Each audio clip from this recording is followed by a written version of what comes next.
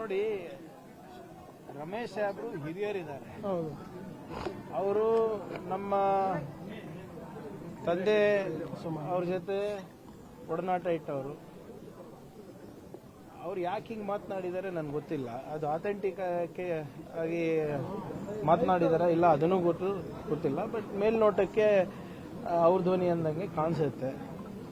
ಆದರೆ ಅಲ್ಲಿ ಹೇಳಿರೋದು ನೋಡಿದ್ರೆ RSS ಇಂದ ನಾವೆಲ್ಲರೂ ಹೆದರ್ಕೋಬೇಕು, ಅವರು ಯಾವುದೇ ಹಂತಕ್ಕೆ ಹೋಗ್ತಾರ ಅಂತ ಕೂಡ ಅದರಲ್ಲಿ ಹೇಳಿದ್ದಾರೆ.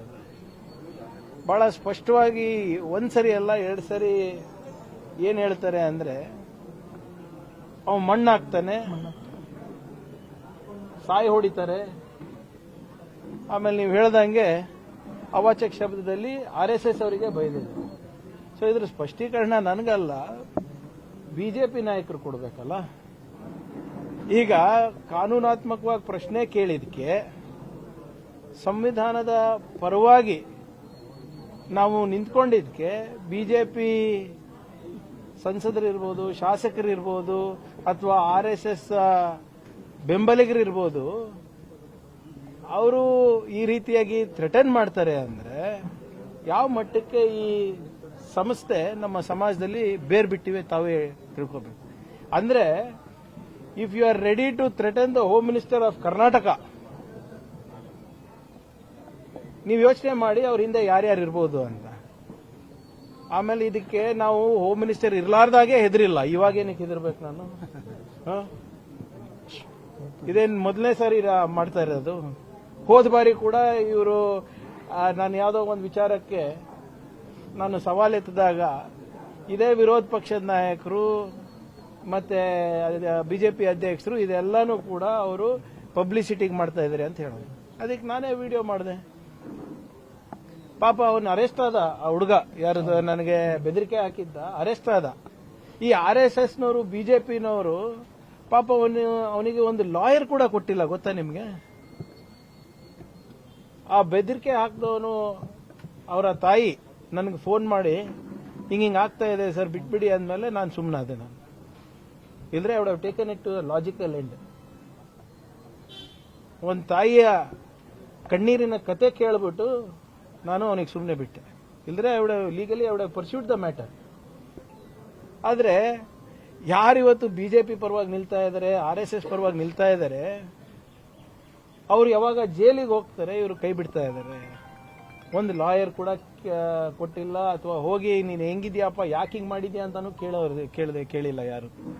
ಇದೇನು ಹೊಸದಲ್ಲ ನನಗಿರ್ಬೋದು, ಖರ್ಗೆ ಸಾಹೇಬ್ರಿಗಿರ್ಬೋದು, ಬರ್ತಾನೆ ಇದೆ ಅಲ್ಲ. ನಾವು ಯಾವುದಕ್ಕೂ ಇದಕ್ಕೆ ಯಾರು ಅಂಜೋರಲ್ಲ. ನಾವು ಯಾರು ಹೇಳಿದ್ದು ಲಾಸ್ಟ್ ಅಂತ? ನಾನು ಮೊನ್ನೆಯಿಂದನೂ ನಿನ್ನೆನೂ ನಮ್ಮ ಮಾಧ್ಯಮ ಸ್ನೇಹಿತರಿದೆ ಕೇಳಿದೆ. ಒಟ್ಟು ಈಗ 1 ವಾರ ಆಗಿದೆ ಸರ್. 100 ವರ್ಷದ ಇತಿಹಾಸದ ದೇಶಭಕ್ತರಿದ್ದಾರೆ ಇವರೆಲ್ಲರೂ. ಎಲ್ಲೋ ಇಟ್ಟಿರ್ತಾರೆ, ನಾಗ್ಪುರ್ನಲ್ಲೇ ಇಟ್ಟಿರ್ತಾರೋ, ಕೇಶವ್ ಕೃಪಾನಲ್ಲಿ ಇಟ್ಟಿರ್ತಾರೋ, ಯಾವುದೋ ಸರ್ಸಂಚಾಲಕ್ ಮನೆಯಲ್ಲಿ ಇಟ್ಟಿರ್ತಾರೋ, ತರ್ತಾರಲ್ಲ ಇವತ್ತಿಲ್ಲ ನಾಳೆ ದಾಖಲೆಗಳು ತರ್ತಾರೆ. ಯಾಕೆ ಅಷ್ಟಾತ? ಸ್ವಲ್ಪ ಟೈಮ್ ಕೊಡಿ, ಇಲ್ಲ ಅಂದ್ರೆ ಸೃಷ್ಟಿ ಮಾಡಿಸ್ಬೇಕಲ್ಲ. ಕಾನೂನಿದೆ ಅಲ್ರಿ, ಕೊಡ್ಲೇ ಇಲ್ಲ ಅಂದ್ರೆ ನಿಮಗೊಂದು ಕಾನೂನು ನಮಗೊಂದು ಕಾನೂನಾ, ಅವ್ರಿಗೊಂದು ಕಾನೂನಾ? ಈಗ ಇದ್ದಿದ್ರೆ ಇಷ್ಟೊತ್ತಿಗೆ ನನ್ನ ಮುಖಕ್ಕೆ ಬಿಸಾಕ್ತಾ ಇರ್ಲಿಲ್ವೇನ್ರಿ? ನಾನು ಯಾರು ಹೋಮ್ ಮಿನಿಸ್ಟರ್ ಅಲ್ವಾ? ನನ್ನ ಕೆಲಸ ಏನು? ತಾಳ್ಮೆಯಿಂದ ಇರೋದು. Attacking is not the first thing that is police. Restraint ಇರಬೇಕು, ತಾಳ್ಮೆ ಇರಬೇಕು, ಕಾನೂನಾತ್ಮಕವಾಗೇ ಮಾಡಬೇಕು. ಆ ಚೌಕಟ್ಟನ್ನ ನಾನು ಮೀರಕ್ಕಾಗಲ್ಲ, ಅವರು ಮೀರಕ್ಕಾಗಲ್ಲ, ನಾನು ಅವರಿಗೆ ಮೀರಕ್ಕೂ ಬಿಡೋದಿಲ್ಲ.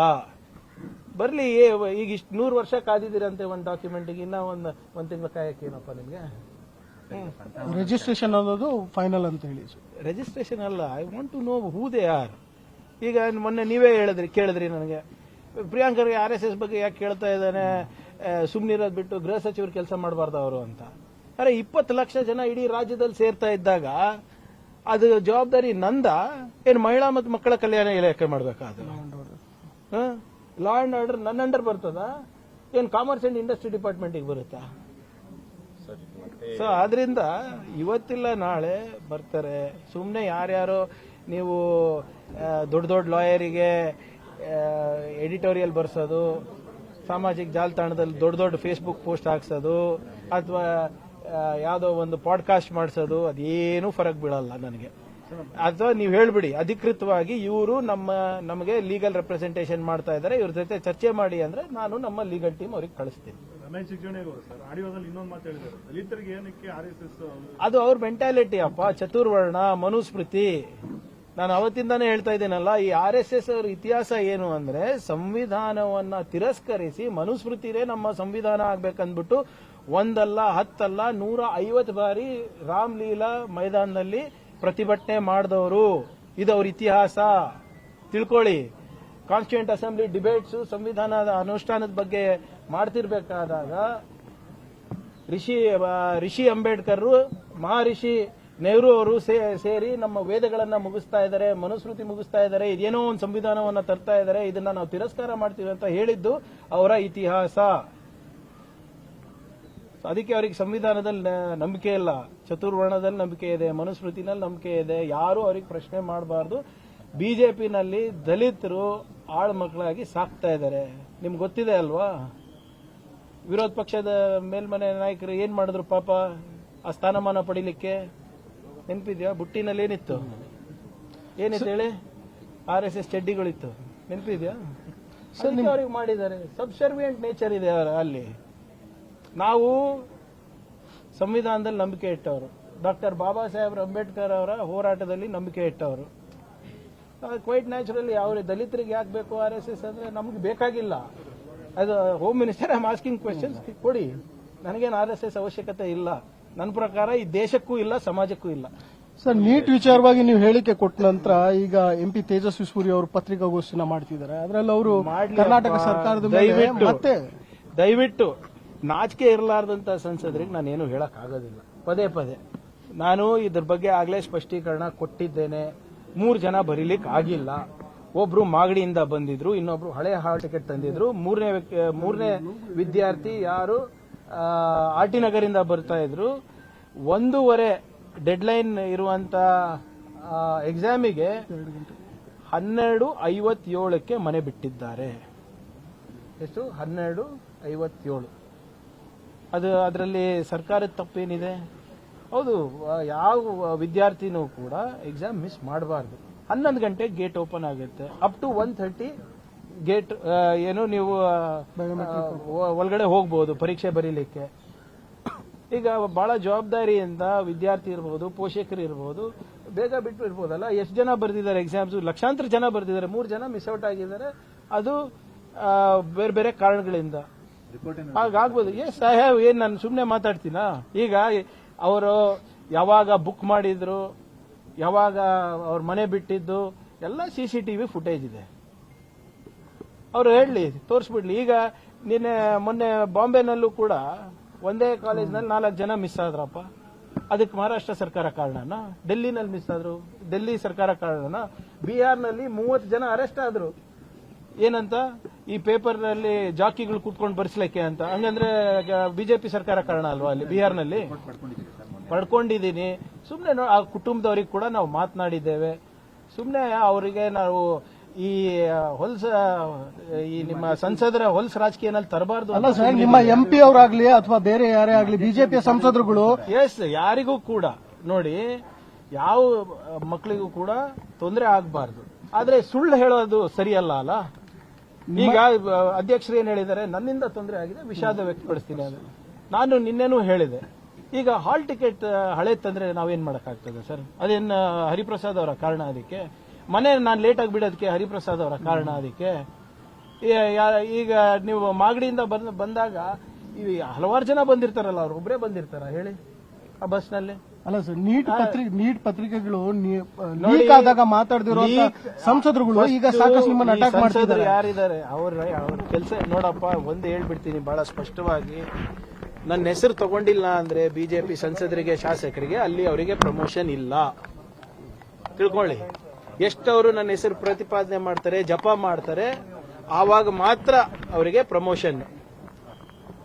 ಇಲ್ಲಿದ್ರೆ ಅವರಿಗೆ ರಾತ್ರಿ ನಿದ್ದೆನೂ ಬರೋದಿಲ್ಲ, ಮನೆ ಒಳಗಡೆನೂ ಬಿಡೋದಿಲ್ಲ, ಬಿಜೆಪಿ ಕಚೇರಿನಲ್ಲೂ ಬಿಡೋದಿಲ್ಲ, RSS ಕಚೇರಿನಲ್ಲೂ ಬಿಡೋದಿಲ್ಲ. ಲಾಜಿಕಲ್ ಆಗಿ ಎಕ್ಸ್ಪ್ಲೇನ್ ಮಾಡಿ. ಇವತ್ತು ಮಾಡ್ತಾ ಇದಾರ ಪ್ರೆಸ್ ಮೀಟ್, ಅವ್ರ ಹತ್ರ ಏನ್ ದಾಖಲೆ ಇದೆ? ನಾನು CCTV ಫುಟೇಜ್ ರಿಲೀಸ್ ಮಾಡ್ಲಾ? ಸುಮ್ಮನೆ ಇವೆಲ್ಲ ಉಡಾಫೆ ಅಲ್ಲ. ಫಸ್ಟ್ ಕ್ಷಮೆ ಕೇಳಲಿ. ಈಗ ದಿಸ್ ಇಸ್ ಅ ರೀ ಎಕ್ಸಾಮ್, ಒಪ್ತೀರಾ ಎಲ್ಲರೂ? Re exam. Why was there necessary for re exam? ನಿಮ್ ಯೋಗ್ಯತೆಗೆ ಒಂದು ಎಕ್ಸಾಮ್ ನಡ್ಸಕ್ಕಾಗಿಲ್ಲ. ವಾಯುಸೇನೆ, ನೌಕಾಸೇನೆ, ಬೇರೆ ಬೇರೆ ಸೇನೆಗಳು ಬೇಕಾಗಿತ್ತು ನಿಮ್ಗೆ ಪೇಪರ್ ತರಲಿಕ್ಕೆ. ನಿಮ್ಮ ವೈಫಲ್ಯತೆಯಿಂದ ಇವತ್ತು ರೀ ಎಕ್ಸಾಮ್ ಆಗಿರೋದು. ಫಸ್ಟ್ ಎಕ್ಸಾಮ್ ಯಾಕೆ, ಮೊದಲನೇ ಎಕ್ಸಾಮ್ ನಲ್ಲಿ ಪೇಪರ್ ಲೀಕ್ ಯಾಕಾಯ್ತು ಅದ್ರ ಬಗ್ಗೆ ಬಹಿರಂಗವಾಗಿ ಮಾತಾಡ್ಲಿ ಅವರು. ಅದ್ರ ಬಗ್ಗೆ ಕ್ಷಮೆ ಕೇಳಲಿ ಫಸ್ಟ್. ಸರ್, ಕ್ರಾಸ್ ವೋಟಿಂಗ್ ಅಲ್ಲಿ ಧರ್ಮಸ್ಥಳಕ್ಕೆ ಹೋಗ್ತೀವಿ ಅಂದವರು ಇವತ್ತು ಬಿಜೆಪಿ ಹೈಕಮಾಂಡ್ ಲೀಡರ್ಸ್ ಅನ್ನ ಮೀಟ್ ಮಾಡಕ್ ಹೋಗಿದ್ದಾರೆ, ಅಶೋಕ್ ಅವರು ಮತ್ತೆ ವಿಜೇಂದ್ರ ಅವರು. ಧರ್ಮಸ್ಥಳ ಹೋಗೋ ಡೆಲ್ಲಿಗೆ ಯಾಕೆ ಹೋದ್ರು? ಅವ್ರ ಪಕ್ಷದ ವಿಚಾರ ಮಾಡಿದೀರಾ ಅದು ಇದು ಅಂತ ಆಯ್ತು. ಈಗ ಅಮಿತ್ ಶಾ ಎಲ್ಲ ಅವ್ರ ಹತ್ರ, ಅಮಿತ್ ಶಾ ಅವರು ಗೃಹ ಸಚಿವರು ಎಲ್ಲರೂ ಅವ್ರ ಹತ್ರನೇ ಇದಾರಲ್ಲ, ಸಂಶೋಧನೆ ನಡೆಸಿ ಸರಿ ತನಿಖೆ ನಡೆಸಲಿ, ಯಾರು ಬೇಡ ಅಂದಿದ್ದಾರೆ. ಈಗ ಸದಾನಂದ ಗೌಡ್ರು ಏನ್ ಹೇಳಿದ್ರು ನಿನ್ನೆ, ಅಡ್ಡ ಮತದಾನ ಆಗಬಹುದು ಅಂದ್ಬಿಟ್ಟು ವಿಜೇಂದ್ರ ಅವರಿಗೆ ಮತ್ತೆ ಅಶೋಕ್ ಅವರಿಗೆ ಏನು ಫೋನ್ ಮಾಡಿದ್ರಂತೆ. ಅವರು ಇಲ್ಲ ಫೋನ್ ಮಾಡಿದ್ರಂತೆ, ಯಾರು ಎತ್ತಿಲ್ಲಂತೆ. ಅಂದ್ರೆ ಒಬ್ಬ ಮಾಜಿ ಮುಖ್ಯಮಂತ್ರಿಗಳ ಮಾತಿಗೆ ಎಷ್ಟು ಬೆಲೆ ಇದೆ ಅಂತ ಗೊತ್ತಿದೆ ಅಲ್ಲ.